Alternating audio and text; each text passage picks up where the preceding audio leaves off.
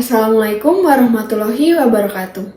Yang terhormat Ibu Okta selaku dosen mata kuliah Praformulasi Sediaan Obat, kami di sini akan mempresentasikan hasil diskusi kami terkait stabilitas obat.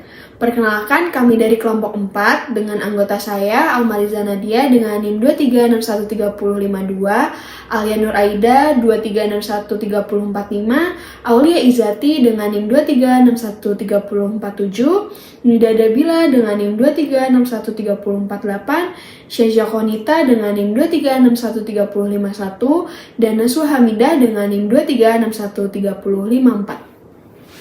Baik, langsung saja ke pembahasan yang pertama, yaitu pendahuluan. Stabilitas obat merupakan kemampuan suatu produk untuk mempertahankan sifat dan karakteristiknya agar sama dengan yang dimilikinya saat dibuat dalam batasan yang ditetapkan sepanjang periode penyimpanan dan penggunaan. Suatu obat dapat dikatakan stabil jika kadarnya tidak berkurang dalam penyimpanan. Adapun ketika obat berubah warna, bau, dan bentuk serta terdapat cemaran mikroba, maka dapat disimpulkan bahwa obat tersebut tidak stabil.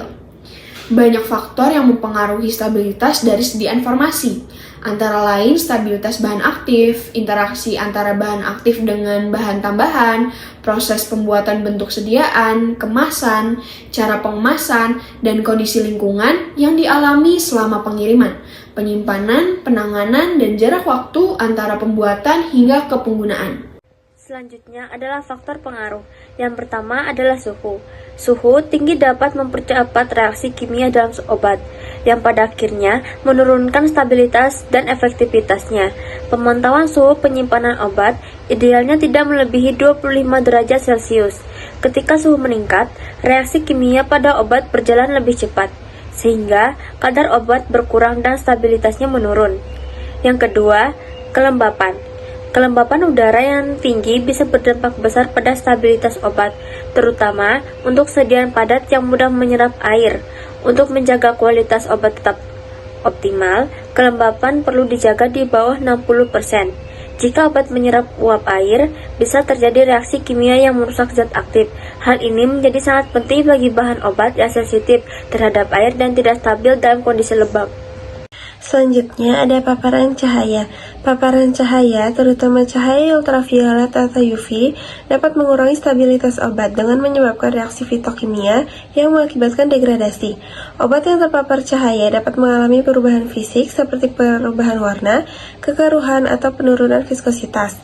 Penelitian menunjukkan bahwa beberapa senyawa aktif dalam obat memerlukan perlindungan dari cahaya untuk mencegah penurunan efektivitas. Oleh karena itu, penting untuk menyimpan obat dalam kemasan gelap atau di tempat yang terlindung dari sinar langsung untuk menjaga kualitasnya. Selanjutnya ada pH. Degradasi obat seringkali dipicu oleh perubahan pH yang dapat mempercepat proses hidrolisis dan reaksi kimia lainnya.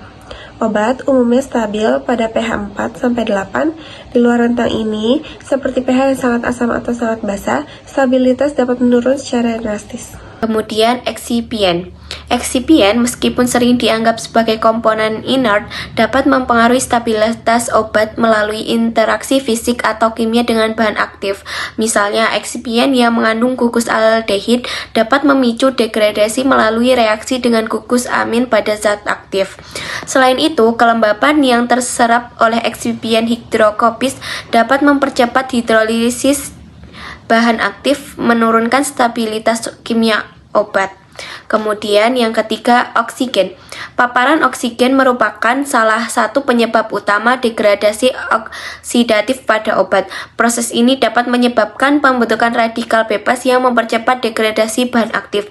Sebagai contoh, vitamin C atau asam askorbat sangat rentan terhadap oksidasi ketika terpapar oksigen, terutama dalam kondisi kelembapan tinggi atau keberadaan ion logam. Penelitian ini menunjukkan bahwa penyimpanan dalam kondisi bebas oksigen atau menggunakan antioksidan dapat memperlambat degradasi pada obat. Reaksi degradasi obat dibagi menjadi 3, yaitu hidrolisis, oksidasi, dan fotolisis. Yang pertama yaitu hidrolisis. Hidrolisis adalah salah satu dari reaksi utama dari degradasi obat, terutama dalam bentuk larutan. Hidrolisis adalah proses 2 tahap di mana nukleofil seperti air dan ion hidroksi yang ditambahkan membentuk senyawa intermediate dari living group yang terlepas pada tahap kedua. Struktur senyawa mempengaruhi tingkat hidrolisis, di mana semakin kuat asam konjugasi yang terlepas, maka reaksi yang terjadi semakin cepat. Yang kedua yaitu oksidasi. Oksidasi merupakan proses degradasi melalui mekanisme transfer elektron menghasilkan anion dan kation yang reaktif. Gugus seperti sulfida, amina, dan fenol mudah mengalami oksidasi. Reaksi ini dapat dipercepat oleh keberadaan ion logam berat, oksigen, dan cahaya yang memicu pembentukan radikal bebas menghasilkan peroksi radikal yang sangat reaktif ketika berikatan dengan oksigen sehingga mempercepat proses oksidasi. Yang terakhir adalah fotolisis. Fotolisis adalah proses pemecahan yang terjadi dengan bantuan cahaya ultraviolet atau sinar UV. Degradasi biasanya terjadi karena paparan energi tinggi dengan panjang gelombang pendek atau biasa disebut dengan radiasi yang memicu perubahan kimia seperti perubahan pada warnanya. Durasi fotolisis yang berlangsung lama akan meningkatkan persentase degradasi suatu obat. Berikut adalah referensi dan kajian pustaka yang kami gunakan dalam diskusi. Sekian presentasi dari kami, kelompok 4 praformulasi sediaan obat. Jika ada salah kata maupun perbuatan mohon dimaafkan. Akhir kata, wassalamualaikum warahmatullahi wabarakatuh.